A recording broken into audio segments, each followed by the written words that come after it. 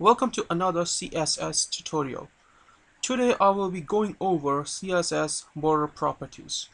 The CSS border properties allow you to specify the style, width, and color of a border. Now this is my page, and right here on the right side you can see what it looks like. The first property, border style, specifies type of the border. It can be dotted, dash, solid, etc. So I will apply the border style property to one of the paragraphs. Let's say P1. So right here I'll add the ID P1 and then border dash style, and I'll make it dashed. So if you save and refresh, you see that it added a dashed black border around the paragraph.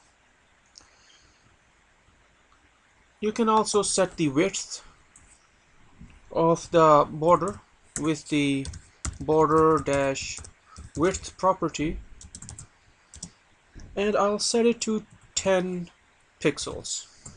So if you save and refresh, here you see that the border is now 10 pixels.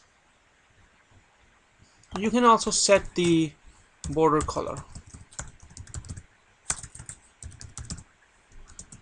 I'll give it blue border. Actually, I'll give it red.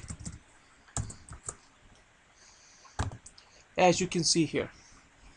Also note that it is possible for each of these three properties to have more than one value. So assuming this is your border around an element, so if you specify 4 values, for example, to border color, the first value will get applied to the top, the second will be to the right side, and third will be to the bottom, and the fourth to the left side. As you can see, first value will get applied to the top border and that will become blue, and the second to the right and that will become red, and the third to the bottom that will become green, and the fourth to the left that will become yellow. Now you can also give 3 values as well. In that case, the top will become whatever the value for the first value is. In this case it was blue, and the middle value, in this case red, gets assigned to the sides, and the bottom gets the last value. In this case it is green. If you specify only 2 values, for example, the first value will be applied to the top and the bottom, and the sides get the last value. Please note that this also applies to border style and border width as well. That will also apply the values in a similar way. Now in the example I had used 1 value. As you saw, when you use just one value, it will apply throughout the border. So let's use different colors, for example. So if I use blue here, and if you save, as you can see, the sides take the last value and the top and the bottom the first. And yellow, now I have 3 values. As you can see, the bottom is now yellow and the sides the middle value and the top the first value. And then if you add another value, for example green, now you see that the values are going clockwise starting from the top. Now just like this, there is also a shorthand property. So let's say if to P2, if you want to apply, that will be the second paragraph, you can use the border property.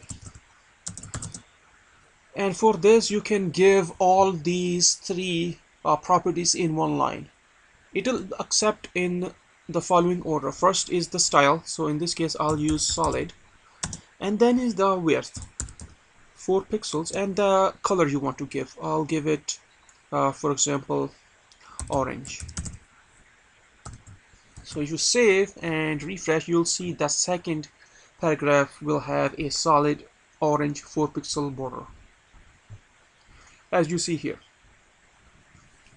Now if you wanted, you can also use the shorthand for individual sides. For example, there is a border top, right, left, bottom. For example, if I make this bottom, this only gets applied to the bottom. So just like I for the border property, there's like a border style, width, and color. There's also border and whatever side, in this case bottom, color, width, and style as well. I won't go over this. You can uh, use them on your own and see how they behave. I will stop right here, and if you have any questions, do leave a comment and remember to subscribe. Thank you.